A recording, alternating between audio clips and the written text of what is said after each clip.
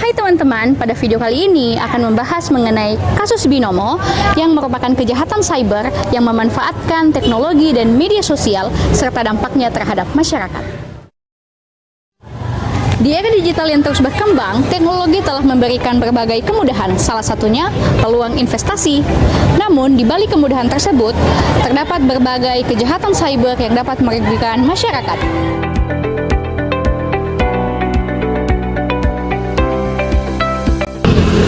Oke teman-teman, kita masuk dalam permasalahan hukum. Jadi, kasus ini dikaji dari perspektif hukum pidana dan juga hukum cyber untuk mengungkap pelanggaran yang dilakukan oleh Indra Kents melalui platform Binomo. Nah, pada isu hukumnya, yang pertama, di sini ada kronologi kasus binary option Binomo. Jadi, bagaimana kita melihat kronologi kasus binary option Binomo yang melibatkan Indra Kents sebagai promotor utama hingga dilaporkan ke pihak berwajib pada 3 Februari 2022.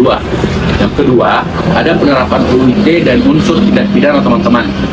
Bagaimana di sini kita melihat bagaimana penerapan Undang-Undang ITE terhadap tindakan Indra Kents dan juga unsur-unsur tindak pidana apa saja yang terpenuhi dalam kasus ini.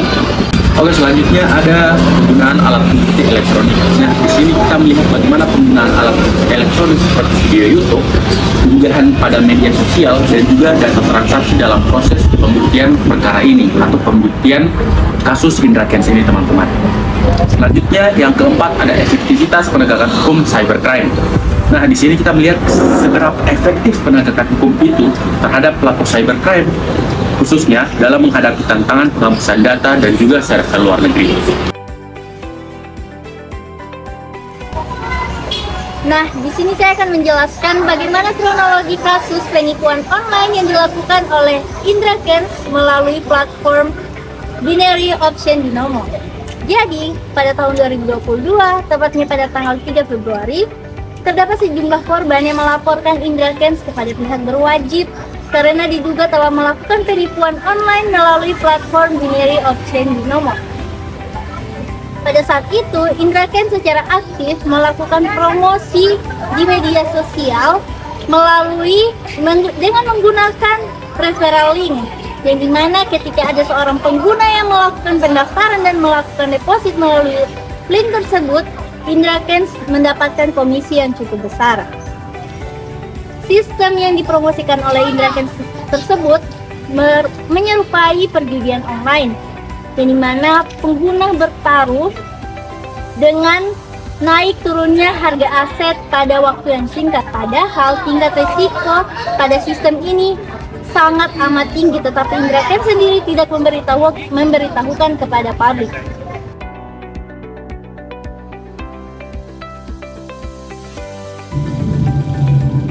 Pada bagian ini, saya akan menjelaskan analisis hukum terhadap kasus Binomo. Kasus Binomo diklasifikasikan sebagai cybercrime karena memanfaatkan teknologi informasi dan media sosial untuk menyebarkan informasi menyesatkan demi keuntungan finansialnya melanggar. Dalam analisis ini, terdapat beberapa aspek pelanggaran hukum yang menjadi perhatian. Yang pertama adalah penyebaran berita bohong, yang kedua penipuan online, yang ketiga perjudian online berbasis investasi, yang keempat tindak pidana pencucian uang atau TPPU, yang kelima adalah Undang-Undang ITE nomor 11 tahun 2008 dan nomor 19 tahun 2016, pasal 378 KUHP dan pasal 303 KUHP. Dan yang terakhir adalah Undang-Undang nomor 8 tahun 2010 tentang pencegahan dan pemberantasan TPPU. Terima kasih.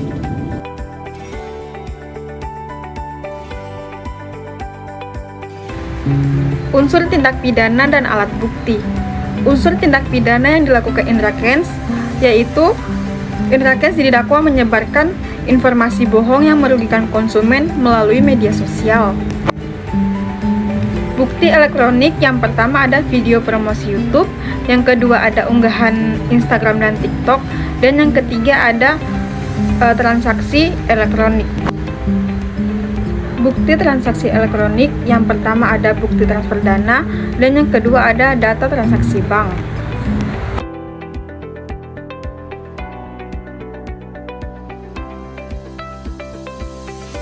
Berdasarkan analisis kelompok kami, kasus ini menunjukkan bahwa media sosial memiliki dampak yang sangat besar terhadap tindakan investasi masyarakat. Selain itu, kelompok kami juga menilai penerapan pasal 28 ayat 1 Undang-Undang ITE dan Undang-Undang TPPU sudah sesuai karena adanya penyebaran informasi yang menyesatkan yang berpotensi merugikan banyak pihak. Namun, penegakan hukum dalam kasus digital tidaklah mudah. Penyidik seringkali menghadapi kendala seperti penghapusan data, penggunaan server luar negeri, dan sulitnya melacak transaksi digital. Oleh karena itu, peran ahli digital forensik sangat penting dalam menganalisis bukti elektronik guna mendukung proses pembuktian di pengadilan.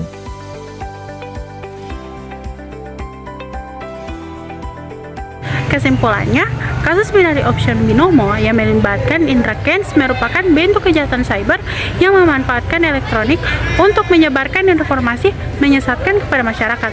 Berdasarkan fakta persidangan, terdakwa terbukti memenuhi unsur tindak pidana berita bohong yang merugikan konsumen dalam transaksi elektronik, serta tindak pidana pencucian uang. Kasus ini menunjukkan pentingnya penegakan hukum yang tegas, peningkatan literasi digital masyarakat, pengawasan terhadap platform investasi digital, dan kehati-hatian masyarakat dalam menerima informasi investigasi beredar di media sosial.